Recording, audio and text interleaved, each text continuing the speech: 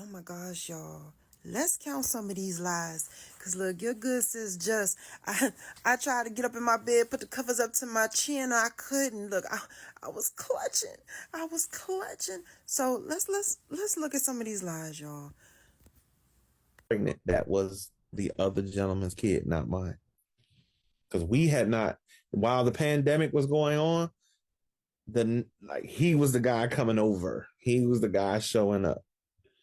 Because the pandemic, like for 5.5, almost 6 months, I didn't physically see her. So when the doctor said, "Hey, you 5.5 weeks pregnant," I didn't say it in the doctor's office, but I gripped her hand because, again, we had not been together, have not physically spent any time together. And we talked about it in the car. And she tried to throw it in my face that that's not what happened. You don't remember all this other stuff. And at that point, I got suspicious, and then it led up to where we are with the whole So, breakup. but okay. So when you were suspicious, that didn't lead you to try to leave. You just stayed with her just because. Well, like I said, she tells the story that I lived there. No, I had my own place. I would go there on the weekends, or she come up to mine on the weekends. So it wasn't that. It just that. Other than what the doctor said, I wanted to find out more because you getting divorced with somebody. What's the grounds? You can have irreconcilable differences if I'm not mistaken, but at the time, the best way I could put it, I was still, I guess, a fool because I still wanted it to work. Mm-hmm. Those are Yeah, we talked about this before Teresa ever did anything. I told her the truth, everything. We talked about the money. We talked about Teresa. We talked about Toya. We talked about all this. I told her everything, as I always do. Anybody I'm dealing with, did I miss anything when I was telling? So she was prepared for all this. She knew about Teresa. She knew about why I left her. All that. It was like what, our first or second conversation we ever had with each other. Was, yeah. So I remember because I was like I told you. I said I don't want you to get slapped in the face or and like we talked about it, and you was like, that's the past and that's it. Matter of fact, you looked me up. She literally ran a background check on me because her sister, ties with the FBI. She ran a background check to make sure I was legit before I could go out with her. So and then she came back. Okay, you good? And that was that. And we've been good. girlfriend had did the background check. So the weekend jail with the in the story, was that a thing? That was a friend of mine that used my license, and he had to do weekend jail, not me.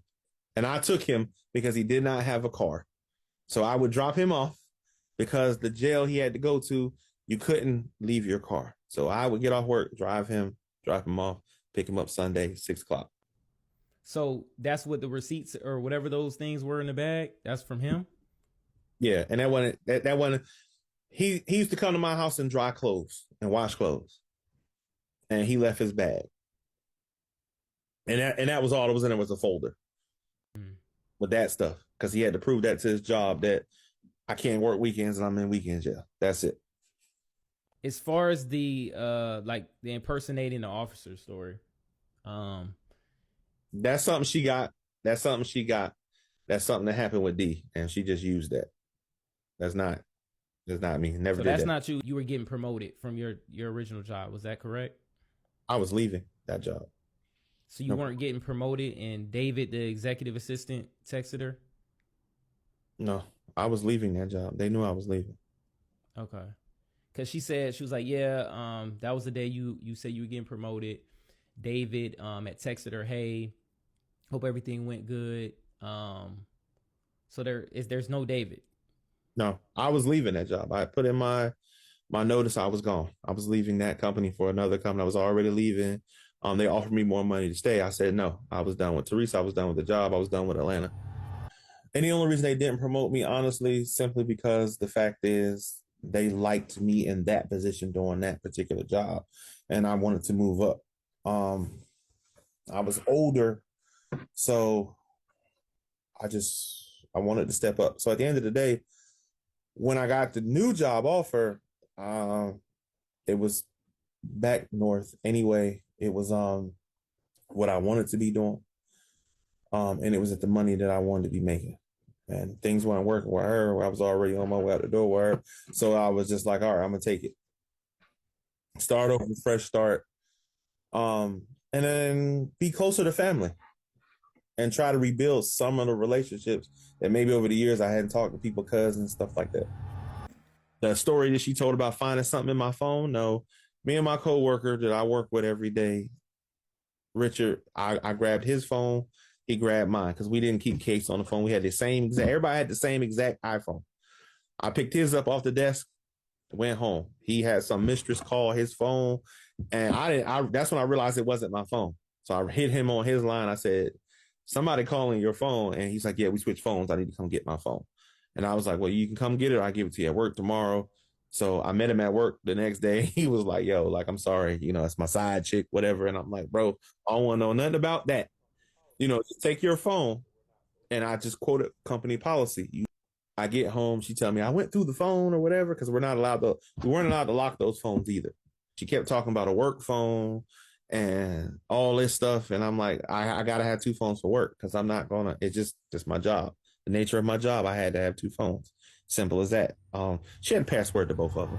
So she went through the phone. I guess he was sending messages to the mistress or whoever, and then she assumed it was me. And I'm like, no, that's him and whatever. And he actually came over and told her, hey, look, I'm apologize.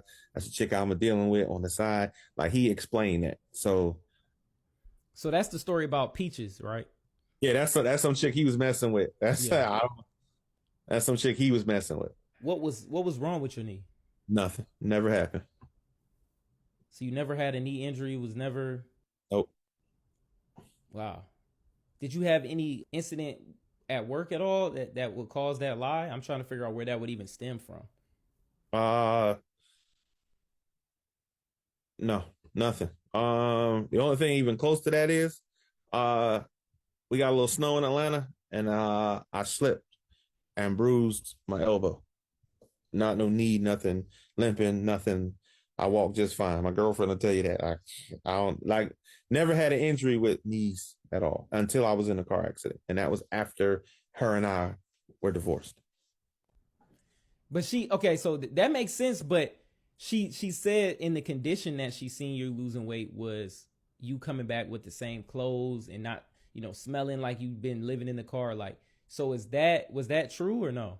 Lies. You said that you left. So basically you sleeping in the car and everything after you moved out, that was not a real thing? No. I went home. I went to Douglasville. I went home. Okay. So the behavioral, I think she said you went to a behavioral correction hospital or something like that. That wasn't true? Lies. The only thing I did at a behavioral hospital, I knew a guy that went there and I helped him get a job. Oh yeah. She said that all you had was the studio apartment. So you had a house and a studio apartment. Yep. Stayed at a studio apartment through the week because traffic in Atlanta is horrible, and trying to get home and get back and wearing out. I'm wearing myself out in the afternoon, getting off work, and I'm in the car for 2 hours. Where a studio apartment, 15 minutes. She lived in Riverdale. I actually lived in Douglasville, but the job was in what is that? Figure out. So was the Chase loan, like the approval of the $700,000? Was that a real thing? I never went to my bank and needed to get approved for a loan. I think creating a healthy relationship with somebody, yeah, you should be on the up and up. Don't do what I did, because the one thing I didn't do to create a healthy relationship on my side is I didn't talk about the money.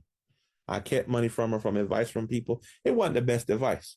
Yeah, if we're going to say I did something wrong, yeah, I did not tell my wife how much money I was making, worth, none of that. I didn't tell her because financially she wasn't where she needed to be, but that's not an excuse. I'm wrong for that. Period. I've apologized to her and everybody else. Any man, please, if that's your girlfriend, you don't owe her that. I'm just gonna say that as my personal belief. If that's your girlfriend, you don't owe her that. But the minute you say I do, yeah, your finances is her finances, and you need to tell her you don't need to keep money from her. I did that, and that was a mistake.